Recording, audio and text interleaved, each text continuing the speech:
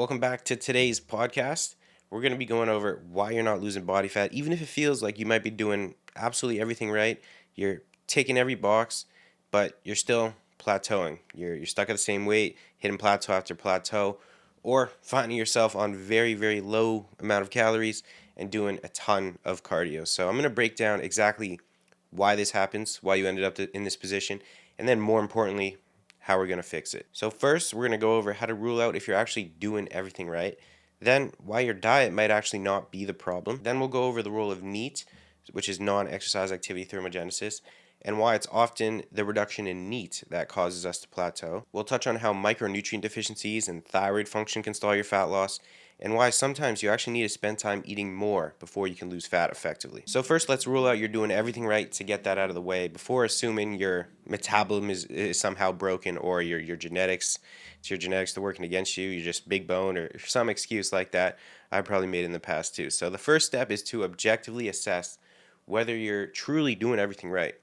Fairly often, way too often, I see it all the time, fat loss stalls are due to quite common, unnoticed, potentially overlooked factors that add up over time. At its core, fat loss follows the fundamental principle of thermodynamics: energy in versus energy out, calories in versus calories out. So if you're not losing weight, the first assumption to rule out is whether you are unknowingly consuming more calories than you think, or expending fewer calories than you estimate. There are actually studies that have shown that people routinely underestimate their calorie consumption by 20 all the way to 50%. So you may think you're eating 2,000 calories a day, but in reality, you could be at 2,500, you could be at 3,000, which, I mean, that is a significant gap right there. And the same goes for energy expenditure.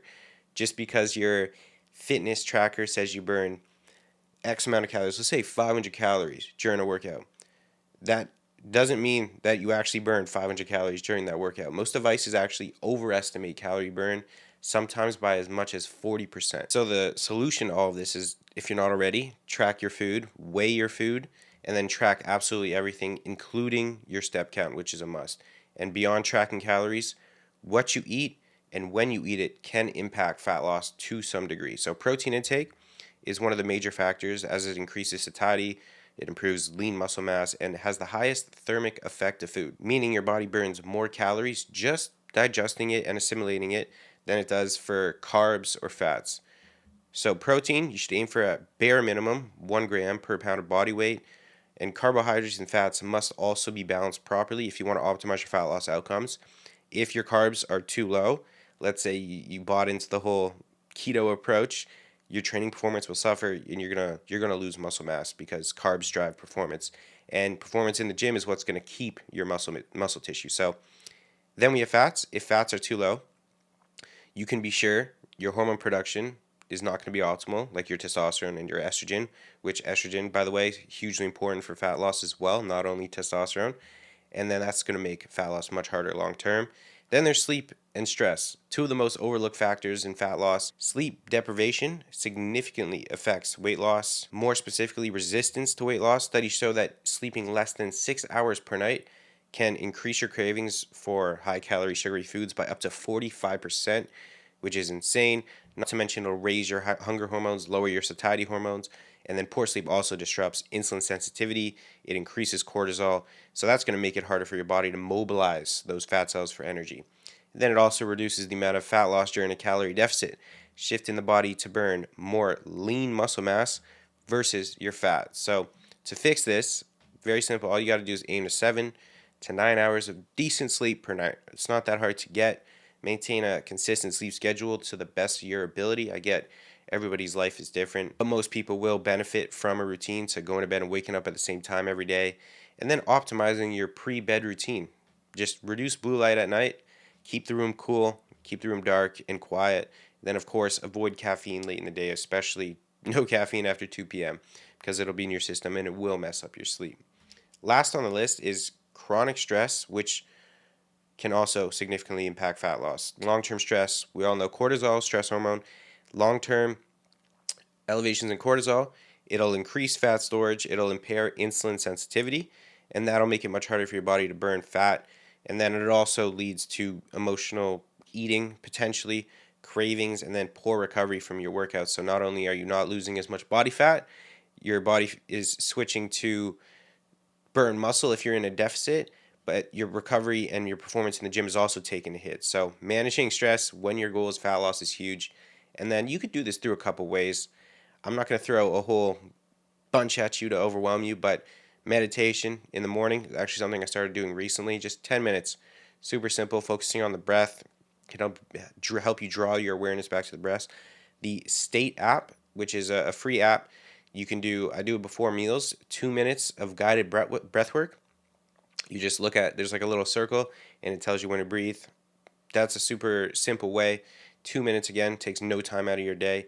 And then just balancing your training volume, because the last thing you want to do is overreach your recovery capacity in a deficit and then cause unnecessary fatigue when the goal in a deficit is fatigue management. Okay, so before we get into the hormones, the deficiencies, anything related to metabolism, you need to audit your habits with brutal honesty. Okay, so track your food precisely, monitor your weight, of course, daily. If you're not doing daily, if you're relying on one scale weight, let's say one weigh-in per week, you're doing yourself a huge disservice, because you're in the dark essentially. That one day could be up 3 pounds compared to your average, because let's say the day before you had a ton of sodium. So every single day, weigh yourself and then use the average at the end of the week, so you're getting accurate data to then make decisions when you want to increase, lower food, increase your step count, lower your step count, etc. We'll touch on how to make changes in a moment, but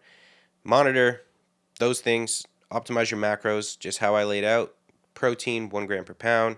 Fats, no lower than 0.3 grams per pound, and then your carbs should take up the rest, okay? Would not go keto, not optimal approach. Would not drastically lower your carbs unless you need to, which should be at the end of your diet when you're getting closer to your ideal body fat percentage, provided you started off with enough food to actually get to your goal. So optimize your sleep to the best of your ability. Again, manage stress to the best of your ability. Implement those few tips. I think they will make a significant difference.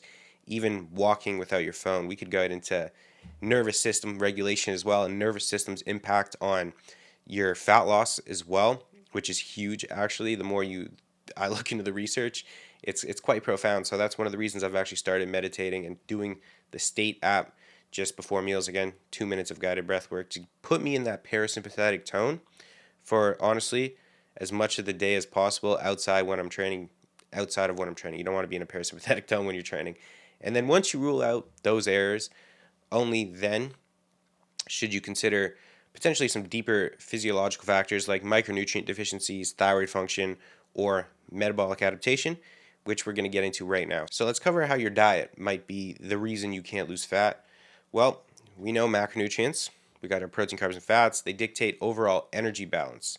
But micronutrients, they regulate the key metabolic and hormonal processes that then determine how efficiently your body burns fat. So is able to take a fat cell, shuttle it to the mitochondria, and then use that fat, oxidize it, and use it as fuel. So not only will it dictate how your body uses fat as fuel, but how well you produce energy and then maintain overall health as well. So a deficiency in essential vitamins and minerals can definitely slow down your metabolism. There's a ton of studies out there that show that now. It can definitely reduce the body's ability to efficiently use stored fat for energy. And then it can 100% negatively impact your hormone function that regulate appetite, that regulate metabolism. Also, hormones like testosterone, estrogen that help us retain muscle, and fat oxidation. So I'm going to go over just a few examples of this so you can kind of grasp it before you then, after this, do your homework, download Chronometer, make sure you're nailing all your micronutrients, or get a super solid multivitamin, eat 3 servings of fruit, 3 servings of veg per day, and you should be pretty damn good. Now, starting with zinc, which plays a role in fat loss because of its influence on hormone production specifically, but also we could talk about immune function and metabolic regulations there too. So one of its most, I could say, critical roles is maintaining optimal testosterone levels, which, I mean, testosterone not only important for muscle growth and retention, but it also has a direct impact on fat metabolism. Low testosterone levels have been shown to be associated with increased fat storage and difficulty in maintaining lean muscle mass while dieting. So We know muscle is a metabolically active tissue, so the more you lose muscle, the more less you're gonna have to eat. But in addition to its impact on testosterone, zinc is necessary for proper thyroid function. So the thyroid glands produce hormones like T3 and T4. If you ever got your blood work done, you see those T3 is your active thyroid hormone, and that regulates your metabolic rate. So without sufficient zinc, thyroid hormone production can go down, and that 100% will lead to a slower metabolism and therefore difficulty losing weight or having to diet on much, much lower food and do more cardio or expenditure. So, thyroid function will naturally downregulate anyway during your diet, so it's paramount to have adequate zinc as well as selenium and iodine in your diet. So, that's more specifically zinc's role in fat loss. Now, B vitamins, they also play a big role, which I want to touch on because particularly B6, B12, and then there's folate, which are involved in the conversion of carbohydrates, fats, and proteins into usable energy.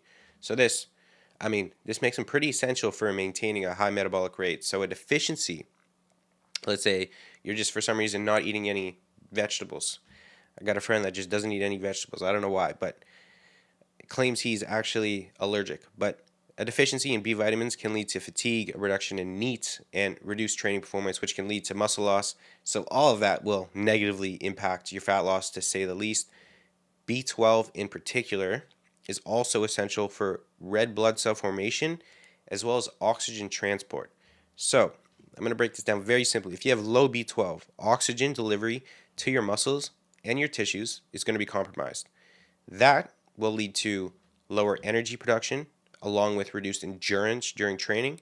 So this will certainly affect your fat loss. I gotta quickly touch on vitamin B6 because it also has an effect on metabolism, because it is involved in over 100 enzymatic reactions in the body, many of which regulate neurotransmitter production. So that's essential. To stay motivated on your diet. Most people don't think that their diet to motivation, diet and motivation, 100% connected. It also plays a role in blood sugar control and protein metabolism. So a deficiency in B6 can lead to poor blood sugar regulation, increased cravings, and then again, lower energy levels. And then if you have lower energy, you're going to move around less. You're going to expend fewer calories than you otherwise would have if you had normal B6 status, and the same goes for folate. The last one I'll touch on, just to drill in the importance of the quality of your diet, is magnesium, which is involved in over 300 enzymatic reactions in the body and is quite essential for energy production, nervous system function, mitochondrial function, which mitochondria, that's where the fat is oxidized, right? So you want to keep that on point. And sleep quality, of course, which, like we touched on before, sleep quality's impact on fat loss. One of the most important roles it has on fat loss is actually insulin sensitivity. And not only that, obviously plays a role in stress management, helps regulate cortisol. Chronically elevated cortisol can lead to increased fat storage and 100% blunt fat loss. And an astonishing amount of people are deficient in magnesium. I can't remember the stat I read, but it was pretty crazy. I think it was around like 70% of the U.S. population. So yeah, pretty bad. So how do we prevent all those negative implications towards fat loss that simply stem from nutrient deficiencies? Well, it's pretty simple, but extremely relevant when you're already depriving yourself of nutrients because you're in a calorie deficit. It's very simply a whole food, nutrient dense diet is by far the best way to prevent micronutrient deficiencies, and you'll get the added benefit of being way more satiated throughout the day. So, getting in 2 to 3 different sources of fruit and vegetables per day, 2 to 3 different protein sources, healthy fat sources like nuts, olive oil, avocado, and this variety, which is the key, the variety. So you don't want to eat like the bodybuilding same thing every day. You want variety. Will also downstream positively influence your gut microbiome, which yes, also does play a role in fat loss. But also in a deficit, I supplement year round with a high quality multivitamin with the methylated forms of certain vitamins, so it's bioavailable, because some people have to go on lower calories, especially if they're chasing very low body fat levels. So they may still struggle to hit their micronutrient intake. So just having to cover your bases almost with a multivitamin is almost always a pretty good idea. I like Thorns. Personally, you could go their basic 2 a day or the Thorn multivitamin Elite AM and PM, which is one I personally used. So now that we covered how the quality of your diet may be the reason you're having trouble losing fat, non-exercise activity thermogenesis, otherwise known as NEAT, is one of the most powerful tools for fat loss we have at our disposal. NEAT refers to all the calories you burn from non-exercise activities. So this could look like walking, fidgeting, standing, cleaning, even like little things like shaking your head, tapping your fingers. All of those accumulate to your expenditure through what's called NEAT. And it's a major component of your total daily expenditure actually. And it can actually account for anywhere from 15% all the way to potentially 50%, depending on your daily caloric burn, depending on how active your lifestyle is, etc. And many people assume, and I sure did when I started, that the calorie burn is determined by workouts alone. They focus on their, let's say, their 60 minutes in the gym, but completely ignore the remaining hours they're awake. The reality is that NEAT plays a far greater role in fat loss overall than structured cardio or your training sessions. For example, two people can have the exact same workout routine, but if one person spends most of their day walking and moving while the other just sits at their desk all day, their daily caloric burn will be vastly different. But I find the biggest issue with NEAT is that it naturally declines when you enter a calorie deficit because your body is constantly trying to maintain energy balance. And then when you reduce your caloric intake, it will respond by subconsciously lowering your movement to conserve energy as a survival mechanism. So that'll mean throughout your diet, especially the longer your diet, you'll notice you'll naturally fidget less, you'll move slower, you'll sit more. Instead of sitting up straight, you may lean back more. All of which, yes, those are pretty minute, but they're all going to reduce your overall caloric burn and play a significant role accumulated together into your NEAT. So if you're not already tracking your NEAT, you won't even notice this is happening. And this suddenly, that you're stalling, your fat loss stalls. You hit a plateau. And this is one of the biggest reasons why people hit their plateaus despite following their diet to a T and workout plan to a T.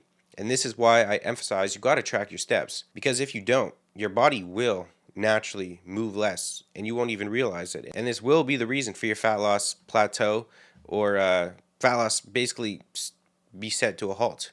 And many people assume they're maintaining the same level of movement, but without objective tracking, it's impossible to know for sure. So track your steps, and aiming for around 8,000 to 10,000 steps per day is a great baseline to ensure you're keeping NEAT nice and high throughout your diet. And this is for my fat loss phases as well. And my clients, I like only using steps as their energy expenditure. For example, my most recent diet, which got me to around 11% body fat from like 25%, starting a pretty poor spot. I only use steps. They got up to 15,000 steps a day, but no cardio. 15,000 is quite high, but one of the biggest mistakes I see people make is relying too much on structured cardio to create their calorie deficit. And while cardio definitely 100% has its place, I prefer increasing steps because it's far less stressful on the body and it generates far less fatigue and it's much more sustainable in my opinion. And it doesn't lead to the same hunger spikes that cardio often does. So, in my opinion, it's steps over cardio, especially for the fatigue side of things, because fatigue is the enemy of fat loss. It's also the enemy of hypertrophy as well. So, we want to keep fatigue as low as possible. So, if you're struggling with fat loss and you're not tracking your NEAT, one, start tracking your NEAT. Two, increase your NEAT. That's one of the easiest strategies and most effective strategies to tip the energy balance equation in your favor. So first, set a step goal, then consciously make an effort. Take the stairs when you can. Some people like using a standing desk, which is quite the neat hack.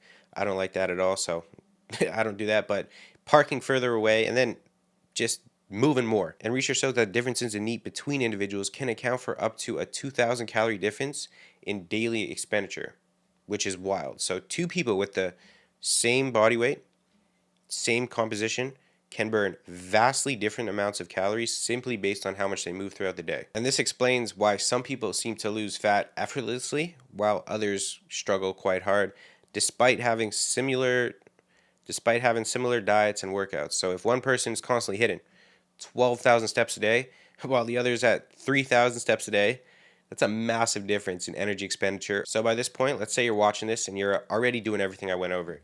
Your diet, your training, your expenditure. Well, now you may want to take a look under the hood. go and get some blood work done. Take a look at things like your thyroid function, because if your thyroid is not functioning optimally, you will have a slower metabolic rate. This is something that actually held me back for a while. I didn't even realize it. My first few years into training, when I wanted to, my only goal really when I first started, because I was a fat kid growing up, was to lose body fat. And I had an underactive thyroid, which was slowing down my metabolism. You can also take a look at inflammation markers, because if you have chronic inflammation, it'll create systemic stress that will disrupt multiple processes, specifically related to fat loss, like disrupting thyroid function, insulin sensitivity, disrupting mitochondrial function, which are all responsible for converting stored fat into usable energy. So to support your thyroid function, just make sure you're getting enough selenium and iodine, zinc, like we spoke about, and for inflammation, omega-3s, potentially curcumin. I would always just get your blood work done, see where you're at, potentially if you need. I would say omega-3s are a staple, but inflammation as well. Sleep and stress, diet, making sure those are all on point.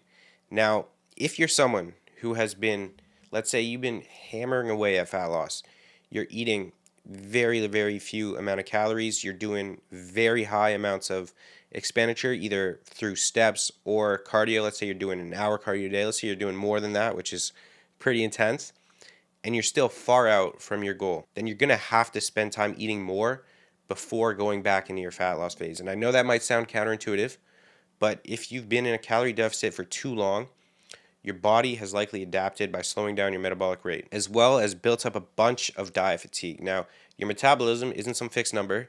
It's constantly adapting based on how much you eat and how much you move. So when you diet aggressively for an extended period of time, your body senses that energy intake is low and it starts making adjustments to conserve its energy to survive.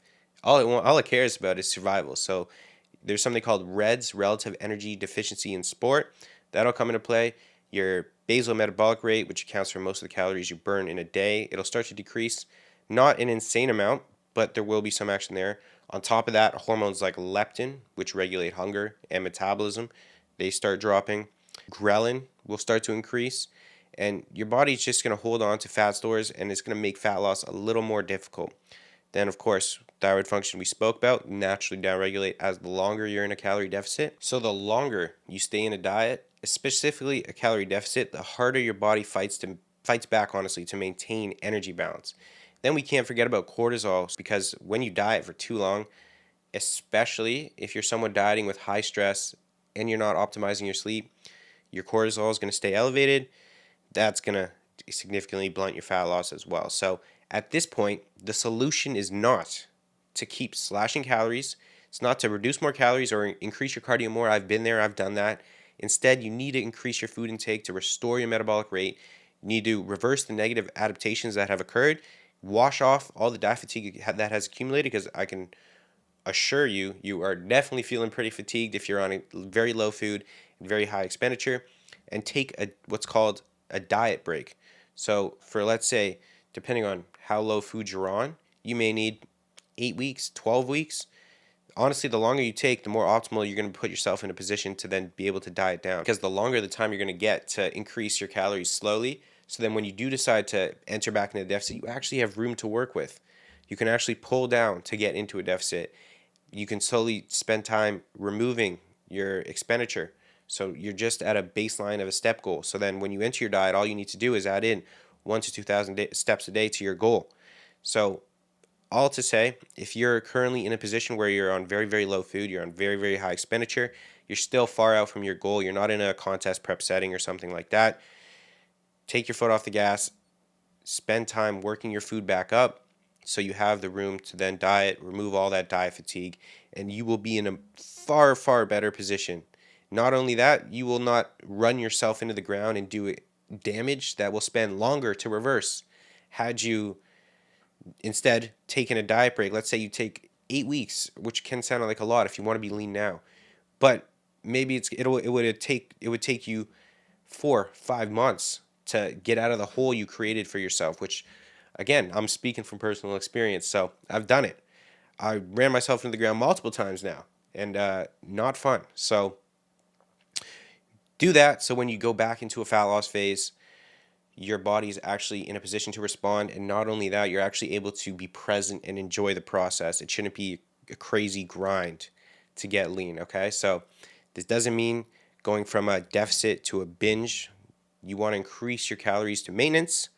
Mostly, I would say from carbs, but if you're extremely hungry, you could go for protein because it is more satiating. And then during this time, pay attention to how you feel, your energy levels. Slowly increase your food when body weight stalls. I'm talking 100, 200 calories at a time. But don't fall into the mistake of slowly reverse adding 50 calories one week, then another 50 calories one week, because that is just complete waste of time, completely pointless.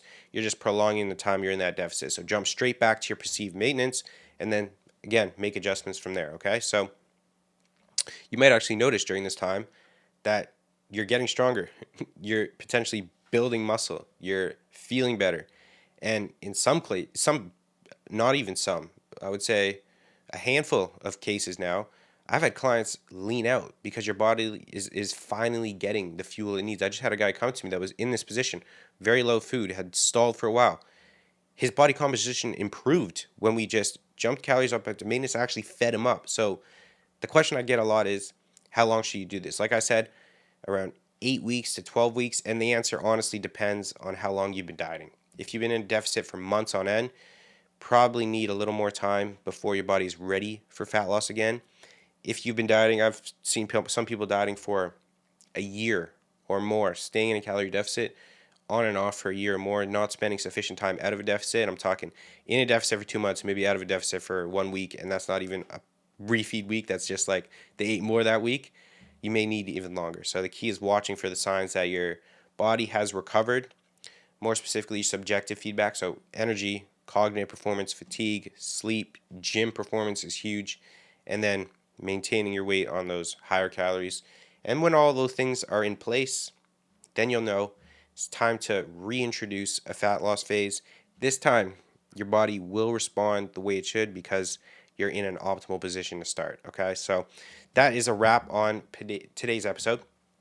If you're not losing fat, do not assume you just need to eat less and do more cardio. Start by ruling out what we went through at the start and make your way through the episode. Appreciate you for watching. If you want a free 30 ways in 30 days to level up your physique, health, performance, along with free training plans, your nutrition setup for you, click the first link in the description. I'll see you in the next one. Peace.